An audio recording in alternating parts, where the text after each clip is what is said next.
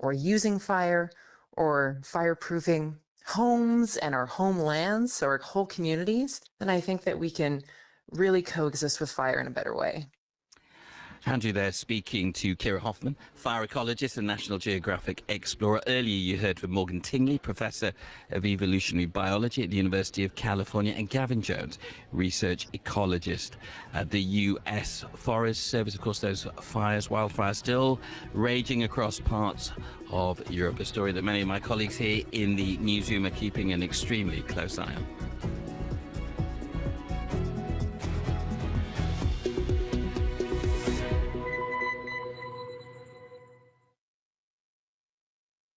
This is the BBC World Service, exploring innovations in aviation.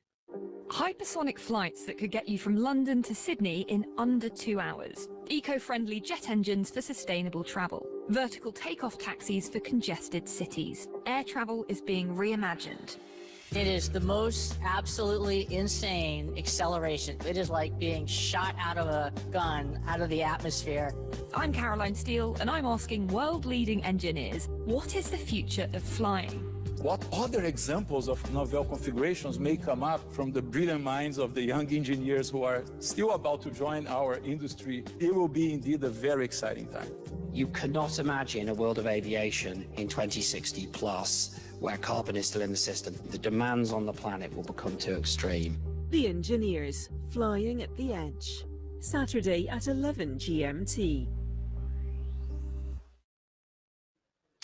Coming up on Outside Source Live from our newsroom here in central London, we're going to be talking about one of the world's biggest pop stars, Ariana Grande. We were talking about her on the programme yesterday. Our culture reporter, Nunanji, has sat down, and she's going to be telling us, because Ariana Grande was performing in Chicago last night, and she actually stopped the concert and made some comments about why she was taking a step back. Noor's going to tell us a little bit more about that and the debate that is continuing.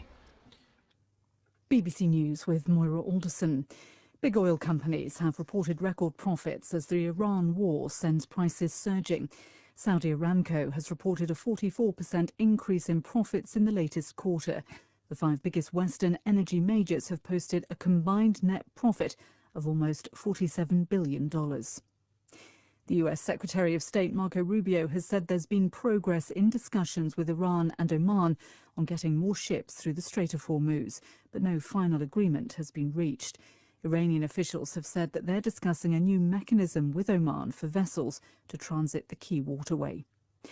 A mass funeral's been held in Gaza City for 112 people whose bodies were long trapped under the rubble of buildings hit during an Israeli strike in 2023. Hundreds attended the funeral for members of 2 clans. French officials say nearly 160 migrants have been rescued after their boat caught fire while attempting to cross the English Channel to Britain. No casualties have been reported. Member states of the European Union have praised Spain's response after more than 70,000 people illegally entered its territory of Ceuta from Morocco last week.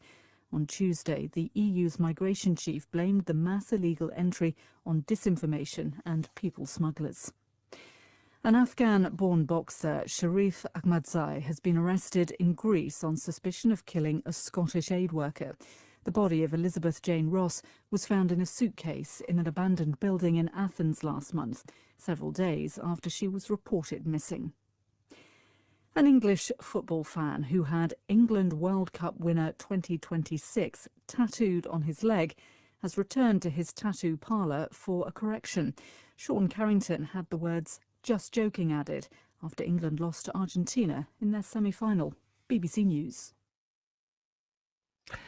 Welcome back to Outside Source, coming to you live from our newsroom in central London, where I'm delighted to say that our culture reporter, Nunanji, has popped down from a couple of floors above where the culture team sits to talk about Ariana Grande, because this, Noor, I mean, it was a huge story. You sort of touched on it on the programme yesterday when she said she was stepping back for a while, and she's now for the first time made comments. What did she say and where did she say it?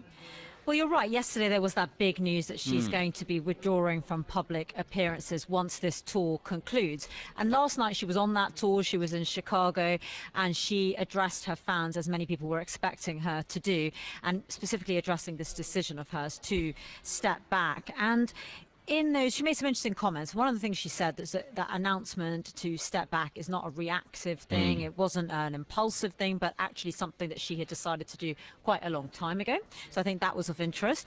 She also countered the narrative that there could be some sort of negativity driving all of this. She said that some fans have been worrying about that online, but actually that wasn't the case. And then she just spoke more generally about how joyful this whole tour has been and how much music means to her, which, you know, you might expect her to say, but of course that's something that shows that, you know, deep down this is still very much her, you know, her profession and something that she cares very deeply for.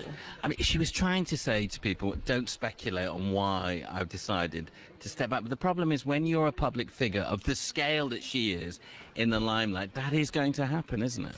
No, completely. Look, and I think it's fair to say that Ariana Grande's physical appearance and her health has been a topic of speculation in recent years, and that speculation only increased last week on Friday when we saw the release of her latest album, Petal, and that also had a music video in which she is a performer. She's playing a performer who's repeatedly told that she's not good enough, and in the end that character eventually takes a chainsaw to her critics. So of course lots of fans were asking, what does this video mean, what do these lyrics mean, and that has only added to all of that speculation. But you know, you're completely right. There is those words that came from her representative, Ariana Grande's representative, speaking to People magazine yesterday, telling them that this decision to step back from public appearances was driven by this, in their words, endless, ongoing public scrutiny. So clearly that's something that has been an issue. Yeah, it certainly has, and she's spoken about that before, hasn't she? On the other hand, you know, she's 33, but she's been around for so long. And she's been so through a lot in her life, hasn't she, with the bombings in Manchester, the death of Mac Miller, her partner. So in a way, it's not surprising that somebody would say, look, I need to